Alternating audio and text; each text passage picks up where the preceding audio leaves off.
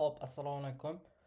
Bugun o'zimga foyda bergan bitta yaxshi narsa haqida kichkina video yozib qo'ymoqchiman. Mabodo kimgadir yana foydali bo'lishi mumkin. Xo'p, bu narsa nima desa, menda bitta Google Sheets fayl bor. I bu narsa o'sha har kuni kopiya bo'lib, bitta kopiyasini saqlab qolishim kerak-da men o'zimga. Xuddi shu narsani nima qildim?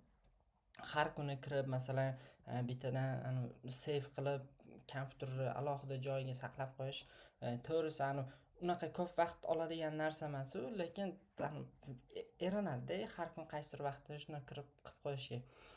O'shaning uchun shu narsani Google AI Studioda bitta skript yozdim.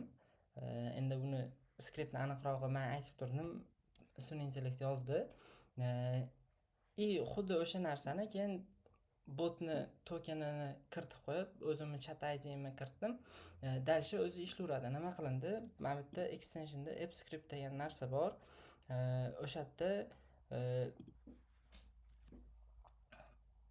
bitta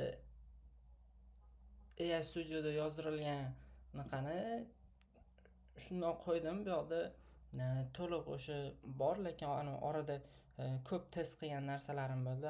Ba'zi boshida ozgina ishlamadi, lekin hozir mana bu oxirgi holati to'g'ri ishlaydigan holatiga yetib kelgan. Endi bu narsani nima bu desa,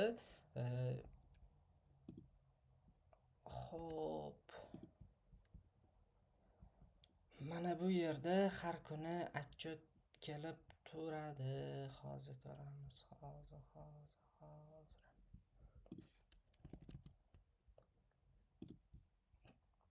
Mana, ya'ni belgilangan vaqt bor.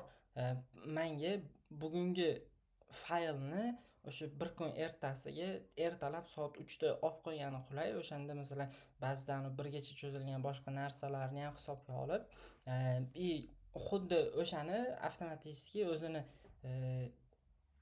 ma'lumotlarni, aniqrog'i nomini, faylni nomini o'zgartirib turib, menga kopiyasini Telegramdan aniq bitta vaqtda tashlab qo'yadi.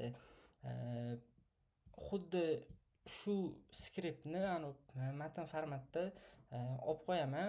Agar mabodo kerak bo'lsa, bemalol ishlatishingiz mumkin.